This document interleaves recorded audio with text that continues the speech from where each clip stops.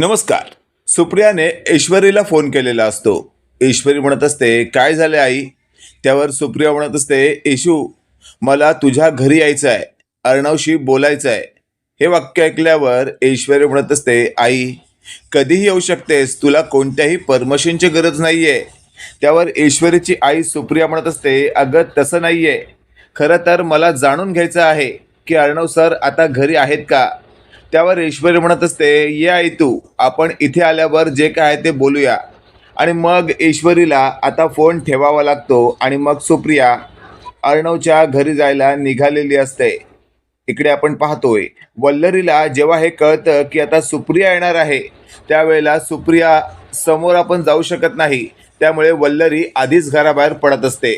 घराबाहेर पडलेल्या वल्लरीला वाटेत सुप्रियाने पाहिलेलं असतं आणि सुप्रिया स्वतःशी बोलत असते, अरे ही तर वल्लरी आहे.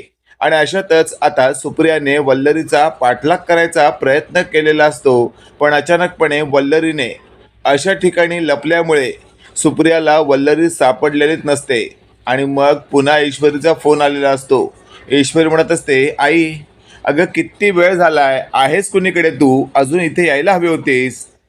त्यावर सुप्रिया म्हणत असते, अगं तुझ्याकडेच यायला निघाली होती, पण वाटेत ती बाई दिसली मला. हे वाक्य ऐकल्यावर ऐश्वर म्हणत असते, काय? आणि अशातच आता सुप्रिया म्हणत असते, हो, आता थोड्या वेळापूर्वीच मी तिचा पाठलाग करत होते, पण अचानकपणे कुठे गायब झाली काहीच कळत नाहीये. त्यावर ऐश्वर म्हणत असते, आई तू तिचा विषय सोड आणि आधी इथे ये, आपण तिला शोधूनच काढू. त्यावर सुप्रिया म्हणत असते, हो. आणि मग सुप्रिया आता अर्णव आणि ऐश्वरीच्या घरी जायला निघालेली असते. इकडे आपण पाहतोय आता वल्लरी कोपऱ्यातून बाहेर आलेली असते. ती स्वतःशी बोलत असते, या सुप्रियापासून फार काळ लपू शकत नाही मी, कुठूनही आणि कधीही मलाही शोधून काढू शकते. असं काही होऊ नये म्हणून आता मला अलर्ट राहायला हवं. असं जेव्हा वल्लरी स्वतःशी बोलत असते, त्याच वेळेला मागून राजेशने वल्लरीला आवाज दिलेला असतो आणि वल्लरी दचकते. वल्लरी मागे वळते आणि मागे राजेश उभा असतो. राजेशला बघून वल्लरी म्हणत असते, जावई बापू तुम्ही? त्यावर राजेश म्हणत असतो, हो हो मी. पण वल्लरी मामी, तुम्ही अशा लपत का आहात? हे वाक्य ऐकल्यावर वल्लरी म्हणत असते, कुठे काय, मी काय लपत बिपत नाहीये. त्यावर राकेश म्हणत असतो, असं काय करताय, स्पष्ट दिसतंय माझ्या डोळ्यांना तुम्ही लपताय म्हणून. हे वाक्य ऐकल्यावर मात्र आता वल्लरीला काय बोलावं हे सुचत नसतं आणि वल्लरी म्हणत असते, चला आता इथून जायची वेळ झाली. त्यावर राकेश म्हणत असतो, हो ना, लपून छपून आता जायची वेळ होणारच ना, कारण तुमच्या मागावर ज्या बाई होत्या त्या तर गेल्या, मग तुम्हालाही आता जावंच लागेल ना. त्यावर वल्लरी म्हणत असते, काय म्हणायचंय तुम्हाला? त्यावर राकेश म्हणत असतो, मामी असं काय करताय, अहो तुम्ही ऐश्वरीच्या आईपासून लपताय, हे काय माझ्या लक्षात येत नाहीये का? घरीही किती वेळा पाहिले मी, ज्या वेळेला सुप्रिया येते ऐश्वरीची आई, त्या वेळेला तुम्ही कुठे ना कुठे गायब असता. आजपर्यंत सुप्रियाच्या समोर तुम्ही कधीच आला नाहीत. हे वाक्य ऐकल्यावर मात्र आता वल्लरीला कळून चुकलेलं असतं की हा राकेश माझ्यावर बारीक लक्ष ठेवून आहे. आणि अशातच आता वल्लरी म्हणत असते, काय म्हणायचंय काय तुम्हाला? त्यावर राकेश म्हणत असतो, मला काही म्हणायचं नाहीये, मला फक्त इतकंच सांगायचं आहे की तुम्ही जे वागताय ना ते खूपच संशयास्पद आहे. नक्की काय आहे हे सगळं प्रकरण? त्यावर वल्लरी म्हणत असते, तुम्हाला काय करायचं आहे तुम्ही याच्यामध्ये लक्ष घालू नका. त्यावर लगेचच आपण पाहतोय वल्लरीला आता राकेश म्हणत असतो, जर मी या प्रकरणामध्ये लक्ष घालू नये असं तुम्हाला वाटत असेल तर मला आत्ताच्या आत्ता 5 लाख रुपये द्या. हे वाक्य ऐकल्यावर वल्लरी म्हणत असते, 5 लाख रुपये? अहो जावई बापू, 5 रुपये मागण्यासारखे 5 लाख रुपये काय मागताय तुम्ही? काय छोटी रक्कम आहे का ती? त्यावर राकेश म्हणत असतो, मामी तुमच्यासाठी छोटीच रक्कम असणार आहे. अशातच आता वल्लरी म्हणत असते, नाही नाही नाही, अजिबात नाही, माझ्यासाठी ही छोटी रक्कम नाही आहे ती. त्यावर लगेचच आपण पाहतोय वल्लरीला राकेशने असं म्हटलेलं असतं, आता ते काय मला माहिती नाही, मला 5 लाख रुपये द्या म्हणजे झालं, नाहीतर या प्रकरणाच्या मुळाशी मला जावं लागेल. हे वाक्य ऐकल्यावर मात्र आता वल्लरीला काय बोलावं हे सुचत नसतं आणि वल्लरी म्हणत असते, ठीक आहे, मी माझ्या परीने जमेल तेवढी रक्कम तुमच्या हातात टेकवते. त्यावर राकेश म्हणत असतो, टेकवते नाही, आत्ता टेकवा. त्यावर राकेशच्या हातात वल्लरीने काही पैसे ठेवलेले असतात. राकेश बघतो साधारण 30-40 हजार रुपये असतील. राकेश म्हणत असतो उरलेले पैसे लगेचच दिलेत तर बरं होईल, नाहीतर मला माझ्या पद्धतीने काहीतरी करावं लागेल. त्यावर वल्लरी म्हणत असते ठीक आहे बघते मी, आणि मग वल्लरी राकेश तिथून निघून जातात. इकडे आपण पाहतोय सुप्रिया ईश्वरी आणि अर्णवच्या घरात आलेली असते. ईश्वरी म्हणत असते काय आई काय झालंय, सापडली का ती बाई? त्यावर सुप्रिया म्हणत असते नाही ना ग, पण लवकरात लवकर सापडेल हीच अपेक्षा आहे. त्यावर ईश्वरी म्हणत असते काळजी करू नकोस तू. आणि अशातच आता ईश्वरीच्या आईने अर्णवला जे काही सांगितलेलं असतं ते पाहून आणि ते ऐकून अर्णव म्हणत असतो काकू झालं तर मग आता या बाईच्या जवळ पोहोचण्याचा आपल्याकडे खूप मोठा उपाय आहे. आणि तेवढ्यात अर्णवने आपल्या काही सोर्सना कामाला लावलेलं असतं आणि त्या सोर्स मार्फत अर्णव आता वल्लरीपर्यंत पोहोचणार असतो. इकडे आपण पाहतोय आता वल्लरी घरी आलेली असते आणि ईश्वरीची आई सुद्धा आपल्या घरी गेलेली असते. वल्लरी बेडरूममध्ये बसून विचार करत असते या सगळ्या प्रकरणातून अजून माझी सुटका झाली नाही आणि त्यात हा राकेश तडमडलाय. राकेश जर या प्रकरणाच्या मुळाशी गेला तर मात्र माझं काही खरं नाही. या राकेशचं तोंड गप्प कसं करायचं? 5 लाख मागतोय, साधारण आज त्याला 30-40 हजार रुपये दिलेत, उरलेले पैसे नाही दिले तर हा काही ना काही कांगावा करणार आणि हा असा मध्ये मध्ये करतच राहणार. प्रत्येक वेळेला मी पैसे आणणार तरी कुठून? त्यापेक्षा मला या राकेशचं तोंड कायमचं बंद करावं लागणार आहे. त्यासाठी मला त्याला मारावं लागलं तरी चालेल, असा विचार आता वल्लरीच्या मनात आलेला असतो. आणि मग वल्लरीने थेट आता ठरवलेलंच असतं की राकेशचा खात्मा करायचाच. आणि इकडे आपण पाहतोय आता अर्णवच्या सोर्सने वल्लरीचा नेमका शोध लावलेला असतो, म्हणजे ती बाई कोण आहे. अर्णवला जेव्हा कळतं की ती बाई कोण आहे त्यावेळेला अर्णवने आता त्या बाईपर्यंत पोहोचण्यासाठी ईश्वरीला घेऊन घरातून आता गाडी काढलेली असते. ईश्वरी म्हणत असते अर्णव सर कुणीकडे चाललोय आपण? त्यावर अर्णव म्हणत असतो ईश्वरी शांत बस, मला गाडी चालवू दे. आणि तेवढ्यात ईश्वरी गप्प बसलेली असते. अशातच आता एका ठिकाणी अर्णव आणि ईश्वरी पोचतात. तिथे गेल्यावर एक बाई आता थेट पाठमोरी उभी असते. अर्णवच्या सोर्सने म्हटलेलं असतं सर तुम्ही सांगितल्याप्रमाणे ही बाई असावी ती. अर्णव त्या बाईला आवाज देतो, ती बाई वळते आणि ईश्वरी म्हणत असते अर्णव सर ही ती बाई नाहीये. त्यावर अर्णव म्हणत असतो कोण आहे मग ती बाई? त्यावर लगेचच आपण पाहतोय ईश्वरीने स्वतःच्या आईला फोन केलेला असतो आणि म्हटलेलं असतं आई एक काम कर ना, तू परवा त्या ओळखीच्या स्केच आर्टिस्टकडून त्या बाईचं चित्र रंगवलंस ना, ते चित्र पाठव ना. त्यावर लगेचच आपण पाहतोय ईश्वरीच्या आईने ते चित्र पाठवलेलं असतं आणि ते चित्र पाहून ईश्वरी हादरते. ईश्वरी म्हणत असते आई तू कोणाचं चित्र पाठवलंयस? त्यावर लगेचच ईश्वरीची आई म्हणत असते अगं असं काय करतेस, त्याच बाईचं ज्या बाईने माझं जीणं हराम करून टाकलंय. त्यावर ईश्वरी म्हणत असते अर्णव सर बघा आईने कोणाचं चित्र पाठवलंय. अर्णव ज्या वेळेला त्या बाईचं चित्र पाहतो त्यावेळेला त्याच्या पायाखालची जमीन सरकते. अर्णव म्हणत असतो ईश्वरी तुझ्या आईने हे चुकीचं केलंय, माझ्या मामीला बदनाम करण्याचा डाव चुकीचा आखलाय तिने. त्यावर ईश्वरी म्हणत असते अर्णव सर माझी आई तुमच्या मामीला का बदनाम करेल? एखाद्या वेळेस तुमच्याच मामीने आधी सगळं हे केलं नसेल कशावरून? त्यावर लगेचच आता अर्णव म्हणत असतो असं असेल ना ईश्वरी तर मी माझ्या मामीला सोडणार नाही, तिला जेलपर्यंत नेऊन सोडणार. त्यावर लगेचच आता ईश्वरी म्हणत असते अर्णव सर मग आधी कन्फर्म करा की या सगळ्या प्रकरणामध्ये तुमची मामी दोषी आहे की नाही. हे वाक्य ऐकल्यावर मात्र अर्णव चांगलाच कन्फ्यूज झालेला असतो. आणि अशातच आता ईश्वरी म्हणत असते अर्णव सर एक काम करा, तो पत्रकार माहिती आहे ना श्रीकांत धुमाळ, त्याच्यापर्यंत जाऊया आणि त्याच्यामार्फत आपल्याला कळेलच की त्याला हे सगळं करायला कुणी भाग पडलंय. अर्णवला ईश्वरीचं म्हणणं पटतं आणि अर्णव म्हणत असतो चल आत्ताच्या आत्ता जाऊया. आणि मग अर्णव ईश्वरी त्या ठिकाणी पोहोचलेले असतात जिथे तो पत्रकार राहत असतो. पत्रकार आता जिथे राहत असतो त्या घराला टाळं असतं. अर्णव ईश्वरीने आजूबाजूला चौकशी केल्यावर कळतं की तो पत्रकार काही वर्षांपासून आता गावी राहत आहे, म्हणजे त्याने इथलं घर आता सध्या सोडलेलं आहे. हे वाक्य ऐकल्यावर ईश्वरी म्हणत असते अर्णव सर आता काय करायचं, तो तर त्याच्या गावी गेलाय, आता आपण त्याच्या गावापर्यंत जायचं का? त्यावर अर्णव म्हणत असतो, हो जावं लागेल.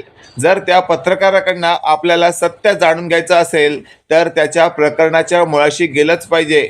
आणि मग ईश्वरी आणि अर्णव वेळ न दवडता आता तिथून त्या पत्रकाराच्या गावी जायला निघतात. इकडे आपण पाहतोय वल्लरीला राकेशचा फोन आलेला असतो आणि वल्लरी राकेशचा फोन रिसीव्ह करते. वल्लरीला राकेश म्हणत असतो, काय मामी, फक्त 30,000 रुपये देऊन भागणार नाही. करा करा, अजून पैशाचा बंदोबस्त करा, पुढचे 2 तास देतो. त्यावर वल्लरी म्हणत असते, जावई बापू डोकं फिरले का तुमचं, एवढा पैसा मी कुठून आणू. त्यावर वल्लरीला राकेश म्हणत असतो, अहो तुमचं घर म्हणजे कुबेराचं घर आहे, कुठेतरी डल्ला मारा. त्यावर वल्लरी म्हणत असते, नाही मी असं काही नाही करू शकत. त्यावर राकेश म्हणत असतो, ठीक आहे हरकत नाही, मी बघतो माझ्या परीने काय करायचं. त्यावर वल्लरी म्हणत असते, म्हणजे काय करणार आहात तुम्ही. त्यावर राकेश म्हणत असतो, फार काही नाही, मी फक्त आणि फक्त तुमचं जे काही प्रकरण आहे ते थेट अर्णवपर्यंत पोहोचवणार. हे वाक्य ऐकल्यावर वल्लरी म्हणत असते, जावई बापू प्लीज असं काही करू नका, ओ थोडा तरी माझा विचार करा. त्यावर राकेश म्हणत असतो, मामी तुमचाच विचार केला म्हणून तर तुम्हाला 2 तास दिले, नाहीतर इतर कोण असतं ना तर 2 मिनिटं सुद्धा दिली नसती. हे वाक्य ऐकल्यावर वल्लरीला आता नेमकं काय करावं सुचत नसतं. वल्लरी म्हणत असते, ठीक आहे बघते मी काहीतरी. आणि मग वल्लरी आता अर्णव आणि ईश्वरी घरात नाही आहेत याचा फायदा घेत अर्णवच्या बेडरूममध्ये शिरते आणि त्याच्या लॉकरमध्ये असलेले काही पैसे आणि दागिने चोरण्याचा प्रयत्न करत असते. त्याच दरम्यान आपण पाहतोय अर्णवच्या बेडरूममध्ये आता कोणतरी येत आहे हे आता वल्लरीला जाणवलेलं असतं आणि लगेचच वल्लरी कपाटाच्या आड लपते. इकडे आपण पाहतोय अर्णव ईश्वरी आता त्या पत्रकाराच्या गावी पोहोचतात. इकडे तिकडे चौकशी करतात. त्याच दरम्यान अर्णवला तो पत्रकार बाहेर शेतात बसला आहे हे जेव्हा कळतं त्यावेळेला आपण पाहतोय अर्णव त्या पत्रकाराला नावाने हाक मारतो. पत्रकार श्रीकांत धुमाळ. अचानकपणे मुंबईतनं कोणतरी आला आहे आणि आपल्याला पत्रकार श्रीकांत धुमाळ असं म्हटल्यामुळे त्या पत्रकाराला खूप बरं वाटतं. आणि अशातच आता तो पत्रकार म्हणत असतो, काय साहेब काय, आणि तुम्ही मला कसं काय ओळखलं. त्यावर अर्णव म्हणत असतो, तुम्हाला ओळखणं फारसं कठीण नाही आहे, तुम्ही मुंबईचे प्रसिद्ध पत्रकार आहात ना. हे वाक्य ऐकल्यावर पत्रकार म्हणत असतो, हो 25 वर्षापूर्वींची गोष्ट आहे, आता मी रिटायरसुद्धा झालो आहे, तरीसुद्धा तुम्ही मला ओळखलात, माझ्या गावापर्यंत आलात, या या बसा, तुमच्यासाठी चाय पाण्याची व्यवस्था करतो मी. त्यावर अर्णव म्हणत असतो, चाय पाण्याची व्यवस्था नंतर करा, पण आधी माझ्या प्रश्नांची उत्तरं द्या. हे वाक्य ऐकल्यावर आता पत्रकार म्हणत असतो, नक्की काय जाणून घ्यायचं आहे तुम्हाला. त्यावर लगेचच आपण पाहतोय अर्णवने थेट सुप्रिया आणि त्याच्या वडिलांचं प्रकरण समोर उभं केलेलं असतं. त्यावर श्रीकांत धुमाळ म्हणत असतो, कोण आहात तुम्ही आणि त्या प्रकरणाशी तुमचा काय संबंध आहे. त्यावर अर्णव म्हणत असतो, संबंध आहे, संबंध नसल्याशिवाय इथपर्यंत पोहोचेन का मी. तुम्ही ज्या उद्योगपतींना बदनाम केलात ना त्यांचाच मुलगा आहे मी. हे वाक्य ऐकल्यावर मात्र आता तो पत्रकार म्हणत असतो, तुम्ही जा इथून, या प्रकरणाबद्दल मला तुमच्याशी एक शब्दही बोलायचं नाहीये. त्यावर अर्णवने लगेचच म्हटलेलं असतं, तुम्ही जर सोप्या भाषेत आणि मला जर तुम्ही सपोर्ट नाही केला तर लक्षात ठेवा, इथून थेट रवानगी तुमची तुरुंगात करेन. त्यावर लगेचच आता तो पत्रकार म्हणत असतो, कोणत्या आरोपांखाली मला तुरुंगात पाठवणार तुम्ही. त्यावर लगेचच आपण पाहतोय मागचा पुढचा विचार न करता अर्णवने असं म्हटलेलं असतं, बदनामी, माझ्या वडिलांची बदनामी केलीत तुम्ही. त्यावर ईश्वरी म्हणत असते, हो माझ्या आईचीही बदनामी केलीत तुम्ही. त्यावर मात्र आता त्या पत्रकाराला कळून चुकलेलं असतं, म्हातारपणी तुरुंगात जाण्यापेक्षा जे काही खरं आहे ते सांगणं खूपच गरजेचं आहे. लगेचच आता तो पत्रकार बोलू लागतो, माफ करा मला, चुकलो मी तरी काय करू, या सगळ्या प्रकरणामध्ये मला गोवलं गेलंय. मी जर या प्रकरणामध्ये त्या बाईची साथ दिली नसती तर त्या बाईने मला मारून टाकलं असतं. त्यावर अर्णवचं म्हणणं असतं, काय बोलताय तुम्ही, तुम्हाला तरी कळतंय का. त्यावर तो पत्रकार म्हणत असतो, हो कळतंय मला, 25 वर्षांपूर्वीची गोष्ट आहे, मी नवनवीन पत्रकार म्हणून कामाला लागलो होतो आणि त्या बाईने मला लालच दिली होती असं काम करायला. मी तिला स्पष्ट म्हटलं होतं मी असलं काम करणार नाही, पण शेवटी तिने माझ्या कपाळावर बंदूक ठेवली आणि म्हटलं होतं जर काम नाही केलं तर यमसदनी पाठवेन, आणि मी माझ्या फॅमिलीचा विचार करून हे सगळं केलं. हे वाक्य ऐकल्यावर मात्र आता पूर्णपणे हतबल झालेल्या अर्णवने असं विचारलेलं असतं, कोण कोण आहे ती बाई? त्यावर तो पत्रकार म्हणत असतो, माफ करा, पण मला त्या बाईचा पत्ता किंवा नाव सांगायला भाग पडू नका, नाहीतर आजही ती बाई मला मारण्यासाठी मागे पुढे करणार नाही.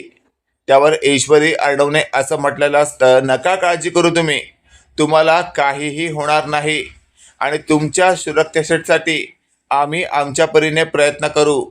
त्यावर लगेचच आता तो पत्रकार म्हणत असतो, त्या बाईला साधं सुद्धा समजू नका, त्या बाईने याआधीही एकाला मारलंय. हे वाक्य ऐकल्यावर मात्र अर्णवने विचारलेलं असतं, आता मी तुम्हाला स्पष्ट विचारतोय, कोण आहे ती बाई? त्यावर लगेचच आता पत्रकार म्हणत असतो, त्या बाईचं नाव वल्लरी संजय असं काहीतरी आहे, आडनाव मला आठवत नाही. हे वाक्य ऐकल्यावर अर्णव आणि ईश्वरी हादरतात. ईश्वरी म्हणत असते, अर्णव सर, तुमच्या काही लक्षात येतंय का? म्हणजे ही बाई दुसरी तिसरी कोणी नसून तर वल्लरी मामी आहे. त्यावर लगेचच आता अर्णव म्हणत असतो, हो मिस इंदोर, ही वल्लरी मामीच असणार आहे. आणि अशातच आपण पाहतोय अर्णव म्हणत असतो, त्या बाईचा काही फोटो तुमच्याकडे? त्यावर तो पत्रकार म्हणत असतो, नाही ना हो, 25 वर्षांपूर्वीची गोष्ट आहे. मला वाटलं हे प्रकरण आता संपुष्टात गेलं, पण असं कधी बाहेर येईल असं कधी वाटलं नव्हतं. त्यावर अर्णव म्हणत असतो, ठीक आहे, माझ्याकडे एक फोटो आहे, तो फोटो पहा आणि सांगा मला हीच ती बाई आहे का? त्यावर तो पत्रकार म्हणत असतो, ठीक आहे. आता अर्णवने स्वतःच्या मोबाईलमधील तो फोटो त्या पत्रकाराला दाखवलेला असतो आणि पत्रकाराने तो फोटो पाहताच म्हटलेलं असतं, हो साहेब, हीच ती बाई आहे वल्लरी, हिनेच मला त्यावेळेला पैसे देऊ केले होते तुमच्या वडिलांना बदनाम करण्यासाठी. त्यावर मात्र अर्णवचा पारा चढतो आणि अर्णव म्हणत असतो, आत्ताच्या आत्ता आमच्याबरोबर मुंबईला चला. त्यावर तो पत्रकार म्हणत असतो, साहेब प्लीज मला या प्रकरणामध्ये गवू नका, मी हवं तर तुमची माफी मागतो. त्यावर अर्णव म्हणत असतो, तुम्हाला या प्रकरणामध्ये अडकवणार नाहीये, पण तुम्ही साक्षीदार म्हणून समोर येणं गरजेचं आहे. त्यावर तो पत्रकार तयार झालेला असतो आणि अशातच आपण पाहतोय अर्णव ईश्वरी त्या पत्रकाराला घेऊन मुंबईत येत असतात.